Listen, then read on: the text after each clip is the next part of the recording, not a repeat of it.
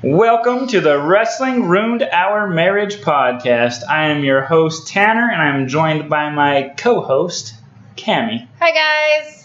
So, Cammie and I have both wanted to start a wrestling podcast for quite some time now. We've been together for about 15 years, married for 5 of those years, and even before we were married, we were both pretty big fans of WWE, and, I kind of watched it before we even knew each other. So we wanted to do this and figured what better time than right now. There's a lot of craziness going on in the wrestling world. You have the AEW competition, you have WWE, and you have all the other venues, TNA and that different type of stuff, New Japan Wrestling, that are still around too. And there's a lot of craziness going on. Rumor has it that CM Punk is coming back to AEW, possible, match with Darby Allin and Sting. That'd be crazy. Just a lot of really cool up-and-coming events happening. We have SummerSlam about a week away. Saturday, SummerSlam over in Vegas, right? Yeah, that's not too far from us either. I wish we could have gotten tickets. That would have been a blast. It's been great opening up everything now. Fans can finally join in. It'd be really awesome to see. So we have those events coming up. SummerSlam, you have all the AEW stuff, and then almost outshining all of that is the high-profile releases of WWE. You had Braun Strowman cut, which kind of shocked everybody. And then they decided that was just a hold my beer moment and decided to release their top person, Bray Wyatt, which is just insane to me. Oh, I'm so upset about it.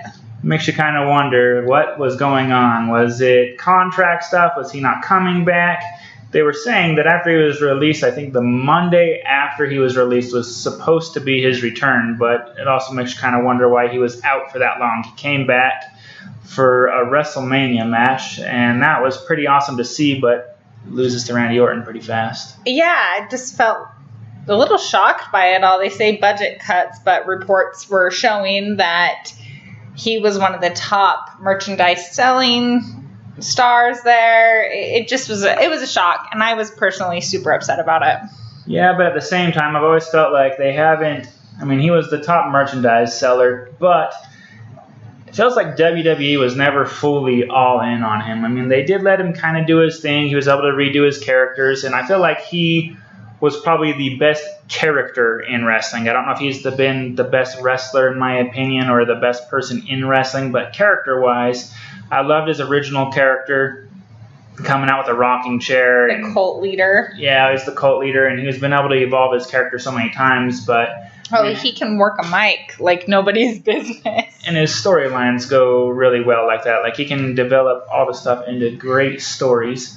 But, I mean, how often did you watch an event with him where, Bray actually won the event? He would get these big matches, he would tell these awesome background stories, and then they would have him lose the event. So was WWE never really fully in on him? Was he not holding up his end of the bargain on different contractual stuff? I kind of compare things, and I don't know if WWE contracts are set up the same, but I compare things to like the NFL contracts where they have to meet certain weight by dates, and they have to, maintain different diet standards, and they have to perform so many times. And was Bray Wyatt, I mean, there was rumor that, he was in this deep depression after Brody Lee passed away. I mean, that's a good friend of his, but I just don't know if, is it true that he was in a deep depression so much it took his whole career away? And then there've just been, different outlets, I guess, on Twitter that have said that was not the case. He was not full in depression. He was trying to come back. So yeah, I feel like the rumor mill is just kind of going all over the place with this. In my opinion, I'm like one of those diehard fans where I'm hoping it's a work of the crowd where they will bring him back and he'll make some big crazy entrance. That's my hope. I loved watching him all last year with Alexa Bliss. I thought that was a ton of fun, especially with 2020 being such a hard year on everybody. I felt like he provided a ton of entertainment with that storyline, and it kind of just crumbled, and so it was a little sad. So I'm hoping that this is like some weird storyline that they got going on. There was a rumor last week on Twitter that they played some promo for The Fiend. Anyways, just interesting how it's all working out, and it's stuff that we all definitely want to dive into as we move forward with this podcast, we just wanted to give you guys kind of a brief backstory. I wonder how he feels. He builds this great character. He, manipulates Alexa Bliss's mind. They release him and they've replaced him with Lily the doll, the master manipulating doll. That's I'm not a fan of the doll thing. I don't like it all that much. I think Alexa Bliss is extremely talented and very beautiful, but I do not like this doll gimmick. I loved it when her and Bray were together. But even still, fans are chanting in the arena, we want Wyatt, and they're doing it during her matches, which obviously none of this is Alexa Bliss's fault. She's just another employee. And he, in his Twitter likes, has liked a video of the fans cheering, "We want Wyatt." And he's also posted, did you see this on his Twitter? He posted, you can't kill it. Is that what I believe that's what he posted. It was, "You can't kill it." And it was like a devil mask face. I don't know exactly what it was. You can only see a portion of it. But it makes me wonder, is he teasing the crowd? He hasn't come out and said, "Hey, thanks WWE," which most wrestlers, when they are released, come out and say, "Thanks for the opportunity, WWE, blah, blah, blah, blah, blah." Maybe he doesn't want to be politically correct. Maybe they fired him when he was trying to come back, and he's like, "To hell with you people." He's all, "Fuck you, man."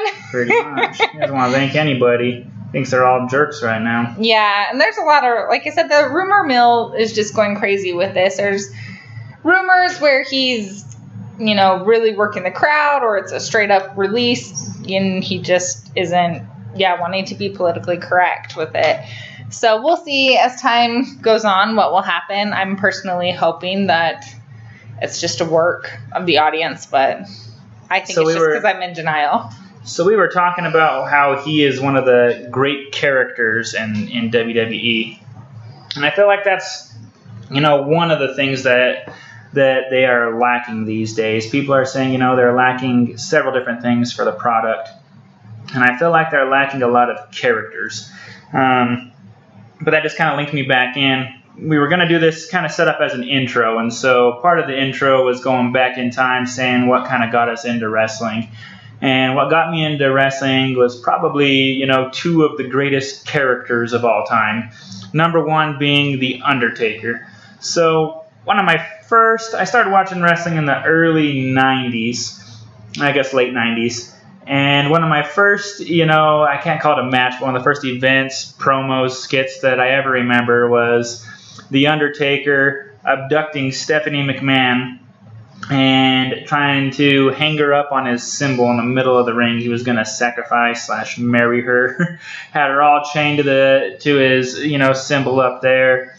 And I can't remember what the faction he had with him at the time, but they were all in the ring too. And if I remember correctly, Stone Cold's music hit. He comes out, hits everybody with the chairs, and saves the day. And so that was one of my first, big memories in wrestling. And then from there, Undertaker took off instantly as my favorite wrestler. Over the year, as I kept watching, The Rock started to get bigger and bigger, and that's when it really took off for me. The Rock immediately, right after that, became my favorite. My parents still have videos and pictures of me where I'm in the mirror, probably 10 years old, if that, trying to practice doing the people's eyebrow, trying to wear button-up shirts so I could look like him walking down to the ring. And so those are characters / people I feel like are irreplaceable. Bray's probably the closest thing to those old school characters, but yeah, he definitely had a great character. So that was kind of me getting into wrestling. Who was your first favorite wrestler that you started following, or what kind of pulled you into wrestling? Well, I just remember going to my grandma's house on the weekends, and she would have it pulled up on Saturday mornings. I think it was like the main event, WWE main event, back when it was on TV. That good church-loving lady watched wrestling? I know. She also watched Jerry Springer, on a side note. But God bless. But yeah, we would watch Saturday main event. And I can remember Heidenreich, Heidenreich going down to the ring, and he kissed a random audience member, and I don't know why that stuck with me, but it did. And ever since then, I just started watching it on the weekends. And then I found out, okay, it was on, I think at the time it was Thursday night SmackDown. I want to say it was Thursday night. It was on UEN, which is like our local educational channel. And I would watch it. And at the time, the big storyline was Rey Mysterio and Eddie Guerrero, and whether or not Dominic was Eddie's son and not Rey's son. It was just a wild storyline. Wild. And I just got sucked in and watched it from there. I loved, though, when Trish Stratus came back. She was my absolute favorite female wrestler. I went out, bought her shirt, wore her shirt around, and I just got the biggest kick out of people asking me if I was wearing my own face on my t-shirt. And I wished it was my face, but it wasn't. I really just enjoyed watching her. I thought she was just came up from being a sports model to learning how to wrestle was pretty amazing. I think she paved the way for a lot of the women to, start wrestling and be taken a little more serious. She talks a lot about Trish like it was her favorite wrestler just because she doesn't want the world to know that she was big on John Cena. Oh my gosh, I love John Cena too. I had like a 6-foot poster of him in my basement. That was the true first love over there. That was not Trish. She just didn't want to let y'all know. Oh, I think it's because he kind of looks like Mark Wahlberg. He was like the Marky Mark of the WWE. I was a fan, but Trish Stratus really was my favorite, and I really loved watching Eddie Guerrero. I thought he was amazing. I was devastated when he passed away. So I was never a huge Eddie fan. I mean, I think he's Hall of Famer. I think he goes into all that, but I can't say. I mean, I loved all the lowriders coming out, the storylines with China and everything, but I can't say that I ever tuned into any, show just for Eddie Guerrero. Kind of that pulls into right now. With the Edge storyline, I think Seth Rollins is going to make the storyline even better. I think he's a great performer too, and Edge probably has a little bit more of the promo skills now after all this time. I think they're going to be able to put on a hell of a show, but I've just never understood all the hype around Edge. I mean, they did the TLC matches. He had some awesome moments in there, but would his moments have ever been that good if it wasn't for the Hardy Boys? Jeff especially willing to put his body on the line to make Edge shine. He's just never been anybody that I've really wanted to tune into, except for the Rated R Superstar and Lita sex scene. I definitely found that one. That was primetime TV right Yeah, there. That would not be allowed nowadays, which makes me wonder the creativity back in the 90s and early 2000s. It was pretty raunchy. It was the Attitude Era. You could get away with a lot of more raunchy stuff, and now it's very much so PG. I wonder how big of an effect that plays on their ratings and everything, because the diehard wrestling fans remember these raunchy storylines like Rowdy Piper driving the white Bronco and stuff, and the OJ and stuff. It was just, they had really funny storylines, and the storylines kind of seem chaotic now. They don't really have full flow. 1 week you're pushing this one wrestler and the next week they're gone. Like Liv Morgan was getting pushed. I mean, it looked that way on SmackDown. And then we haven't seen her since Money in the Bank. So, I don't know. I just wonder how that really plays into their ratings, their viewership, everything. I think it's... I think there's a lot of perspectives on that. You have, not to get too political, but you have cancel culture, so a lot of the old storylines they wouldn't be able to do nowadays. You can't have Mark Henry getting, I think it was Mae Young, pregnant and having the hand, although they were going to do something similar, I believe, with Lacey Evans and Ric Flair. But you had the Eugene storyline back in the day. You had Triple H getting Stephanie completely obliterated and then marrying her while she was passed out in the seat. You had a lot of those things that probably wouldn't fly these days, but I don't know how much of the storylines, a lot of them were created by the wrestlers back then. As far as I know, I think there was a little bit of the, Vince McMahon and the different people creating stories. But when you listen to like the Stone Cold Steve Austin podcast, he'll say, they gave me ideas and I would come in and rip up the ideas and change them or tell them that does not work for my character. There's tons and tons of media out there on Shawn Michaels, some of his documentaries where, Vince McMahon and the media team would try and give him different storylines, and he would go to war screaming, top of his lungs against Vince McMahon, fighting for what he believed his character was. I don't know if the people these days fight that hard for their character, if they just buy in. And I know it was scripted then, but it seems like it's a lot more scripted now. There was an interview on Sports Illustrated Media podcast with Roman Reigns the other day, and they're talking to Roman Reigns about his new character, and he's saying, they were asking about his famous missionary position promo he just cut against John Cena, which I thought was great. Roman Reigns is awesome. So they were asking him about that, and he said that this is the first time since he's been in WWE. He came back after a little hiatus with COVID, and he said this is the first time that they've kind of given him a little bit of free reins, excuse the pun there, of running his own promo. So everything that he said is kind of his verbiage. He's not fully scripted anymore. And I feel like his character, because of that, and probably Paul Heyman's influence there too, but his character has evolved really greatly. And I feel like we were talking just a second ago, your Eddie Guerreros, you're The Rock, Triple H, DX in general, Shawn Michaels, etc. Yeah. They had, some scripts, but I felt like they were their characters. And a lot of the people right now, I think Roman Reigns finally just barely turned the corner where he is his character. His character is very believable.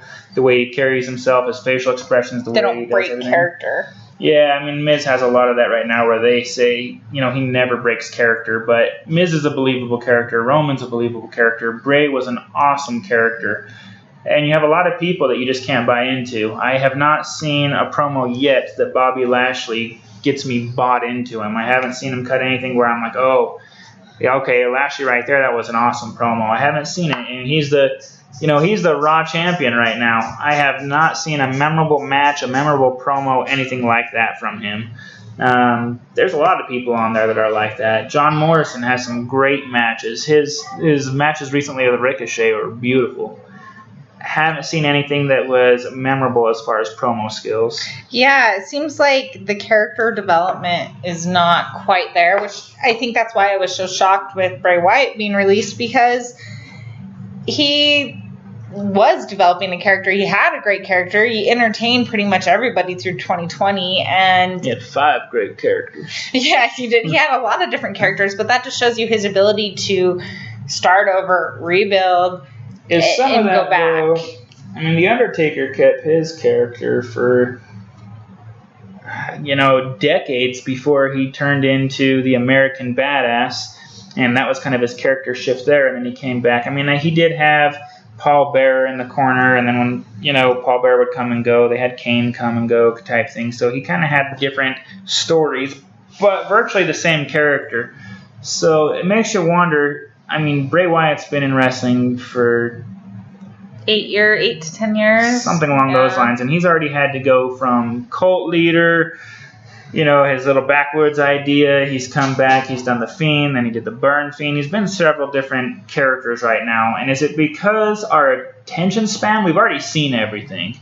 With The Undertaker, with The Rock, with all these great stories, is our attention span not good? If the Bray Wyatt character was back when The Undertaker was, in his prime, or when all those storylines were going, would he have grabbed the attention and held it longer than now? Because I feel like he, as, frowned upon as some of his matches have been.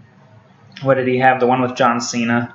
Yeah, the Funhouse match. The Firefly Funhouse. He had the haunted one, which now I look at that one with Randy Orton. And maybe they weren't the best, but WWE has a great budget, but you're kind of doing things on a small scale of that budget. Well, but at least he was trying to do something new. He was bringing new creative ideas to the table. He wasn't doing the same thing over and over. And I think that's where his creativity shined.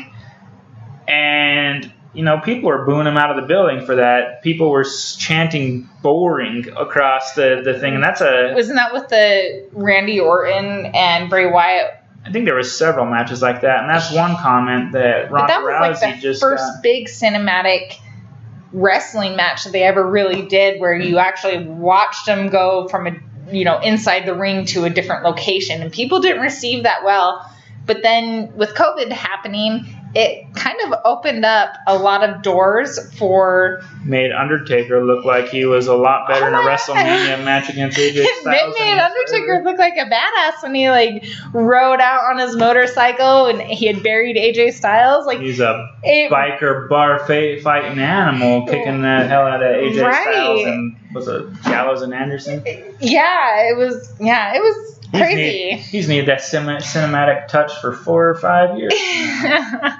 I just think at least Bray Wyatt was the first person to really dip his toes in that, and then I think people can look back at it, at least for myself, and appreciate it a lot more than what I did at the time, because even now, well, not now, but even this last year with him being in a feud with Randy Orton, you could throw back to that cinematic match and look at the history between the two of them. So that was fun for me to look back and appreciate it a lot more. But I enjoyed the Bray Wyatt character. I think in that podcast with Stone Cold Steve Austin and The Undertaker, he mentioned that Bray Wyatt needed to fight harder for his character, and that he needed to really, if there was something creative happening with his character that he didn't like, he needed to say something. So it kind of makes you wonder, did he, say, hey, I really don't like where you guys are going with this, and put his foot down, and they were, okay, well, you're gone. You haven't been here anyway, so bye. Because they do own the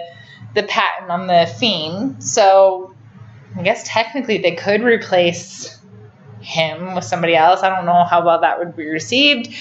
But I've never seen them really grab somebody and replace them with somebody else. It's a theory that's out there, but yeah, it's not like, Kane wore a mask for how long, and they could have replaced him as he came and went. It's never been something that they've done before. They might have taken somebody and said, okay, this is their disciple, this is their following, and kind of built them from there. But I've never seen them actually replace somebody. It's almost like what they're trying to do with Rey Mysterio and Dominic.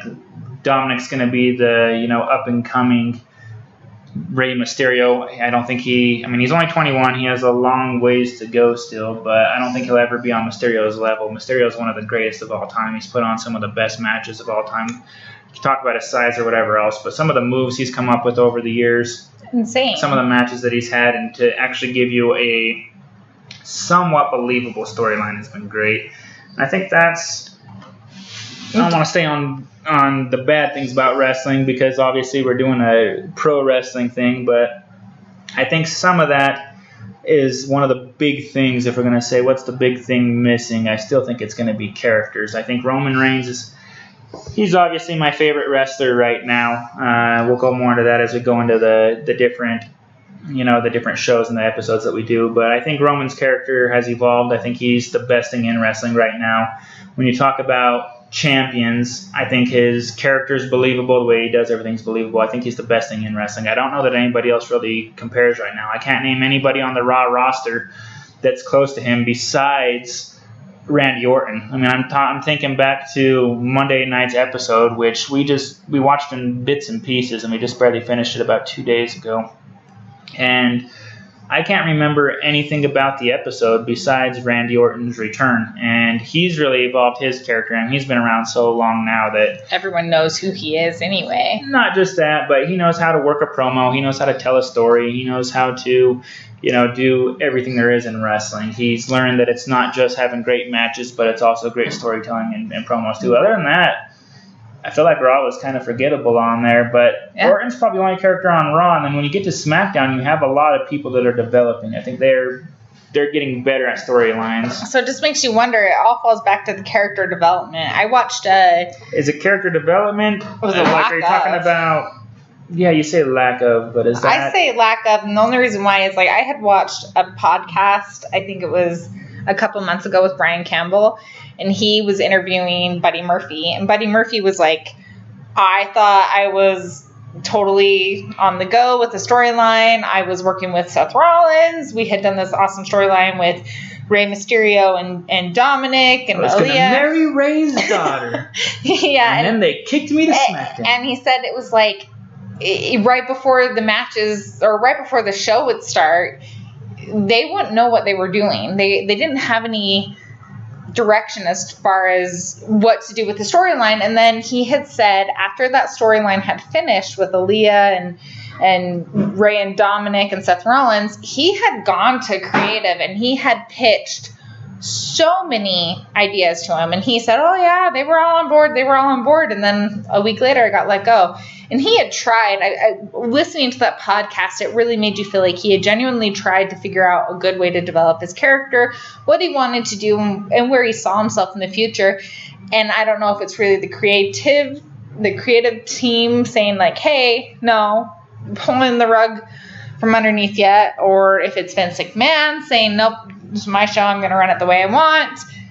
I don't know. Or is it the wrestler themselves? Maybe he thinks he had brilliant ideas, but they just didn't make sense. Well, he very well could have. Is it they're a creative team, or are these people just not creative? Well, but I think Are the wrestlers themselves not creative enough? WWE has a huge base of wrestlers who are extremely talented. Look at Ricochet, can fly high and do crazy, stunts, if you will, crazy maneuvers, and he does it well.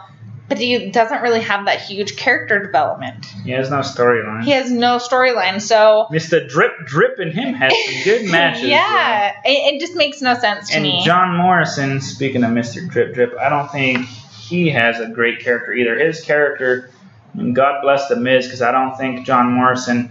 I think they do need to pull him, off on his own and see what he can do, but I don't know if his character would be anywhere near as popular as it is right now without having The Miz there. The Miz can create gold out of anything that they put in front of him. And guy never misses matches, finally tears up his knee, and he's one of the highlights on Raw, just sitting in a wheelchair with his drip stick spraying people and his facial expressions on the side. Yeah. And he's definitely a gem over there. But I feel like there's a huge difference, too, between Raw and SmackDown. I think you have a lot of really great storylines happening on SmackDown. And like we'll you said, touch on those storylines here soon because we're about to wrap up this introduction that we started here. And our first episode is actually going to be coming up next. And we're going to be discussing SmackDown that was aired on August 13th of 2021. And we'll get into all the SmackDown storylines and see where we're at. Hope you guys follow. That's going to be Season 1, Episode 1, review of SmackDown. Hope to see you guys there.